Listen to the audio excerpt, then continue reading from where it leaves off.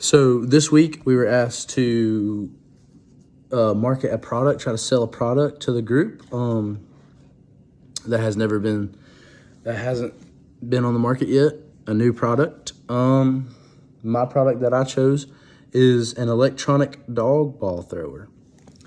I haven't seen anything quite like this idea that I've come up with or heard anything quite like this. A lot of people have dogs,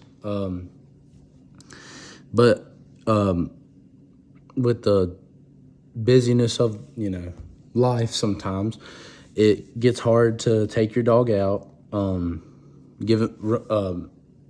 Walk them is one thing, but it's extremely hard to play with them, give them the exercise that they need. Like it's just a fact that dogs, especially dog breeds like the one that I have.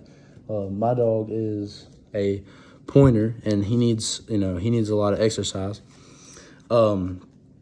It's hard to give them the exercise that they need when you live a busy life. My product, it makes that easier. Much like a basketball goal or a basketball shooter, I don't know what exactly they're called, but you shoot the ball, you have this under the goal, and you kind of have a net around it usually, and the ball goes in, or the ball sometimes it don't, but the net catches it, it goes in the chute, it shoots the ball back to you. You don't have to go get the ball. You can get a lot more shots up. It makes everything more efficient. It's kind of like that. But what makes mine different, because I had never heard of this idea, but in researching this idea, I did see that something like this had existed. So what makes my product different, and this I have not seen. What makes my product different is, unlike the ones I've seen, it's a dog ball thrower. It's like it's much like the hoop, but instead of there being a net, and I'll kind of show a draft of it here in a minute. It has a wider base, like a lot of, it's easy for the dog to drop in. Mine has a built-in treat dispenser. It has a treat dispenser, different settings for different balls, because the ones that I had seen when I looked up, just to make sure that there's not been anything like this. I haven't seen it, but a lot of the ones I'd seen were just one hole, you put it in, or the dog has put the ball in the hole, and they're just for tennis balls. Mine can be programmed for different settings for different balls.